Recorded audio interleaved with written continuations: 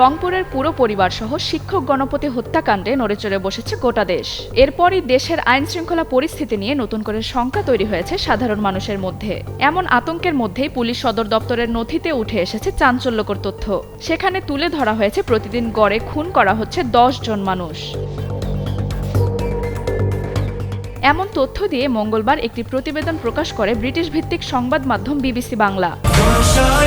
৪৫ বছর ধরে কোটি মানুষের আস্থায় পাইপের বস আরএফএল পাইপ। সেখানে বাংলাদেশের পুলিশ হেডকোয়ার্টারের বরাতে বলা হয়, গত মে থেকে জুলাই পর্যন্ত এই 3 মাসেই সারা দেশে 934টি খুনের ঘটনায় মামলা হয়েছে। অর্থাৎ 3 মাসে গড়ে 300-র বেশি খুনের ঘটনায় মামলা হয়েছে। সেই হিসেবে দৈনিক খুনের ঘটনা ঘটেছে 10টিরও বেশি। চুরি ডাকাতির পরিমাণ আগের চেয়ে কিছুটা কমলেও খুন বা হত্যাকাণ্ডের ঘটনা নিয়ন্ত্রণে আনা যায়নি বলে জানিয়েছে পুলিশ সদর দপ্তর।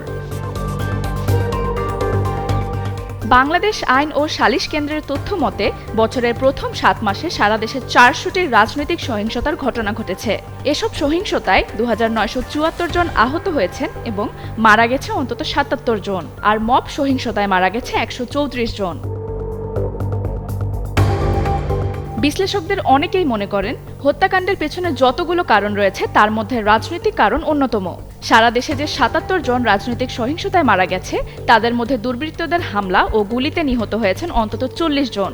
বাংলাদেশ পুলিশের অতিরিক্ত আইজি খন্দকার রফিকুল ইসলাম গণমাধ্যমকে বলেছেন, রাজনৈতিক সহিংসতার ঘটনাগুলো আগে থেকেই ঘটে আসছে। দস্যুতা, ডাকাতি কিংবা চুরির ঘটনা কমলেও খুনের ঘটনা হয়তো খুব একটা কমেনি। মানুষের মধ্যে স্থানীয় বিবাদ, অস্থিরতা এটা অনেক ক্ষেত্রে আগে থেকে নিয়ন্ত্রণ করা যায় না। তবে একটা আশার ব্যাপার হলো, সরকার থেকে কোনো ধরনের চাপ নেই। পুলিশ নিরপেক্ষভাবে কাজ করতে পারছে বলেও জানান তিনি।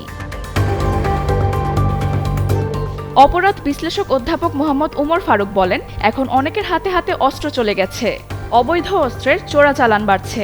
রাজনৈতিক দ্বন্দ্ব, পারিবারিক বিবাদ কিংবা ক্ষমতার আধিপত্যের কারণে খুন ও সহিংসতা বাড়ছে। এসব অপরাধগুলো দমনে সে অনুযায়ী পদক্ষেপ নেওয়া হচ্ছে না। এজন্য সরকারের বিশেষায়িত অভিযান পরিচালনা করা দরকার। 2024 সালের অগাস্টের পর পুলিশের অনেকেই ডিমোরালাইজ হয়ে গেছে বলে মন্তব্য করেন তিনি।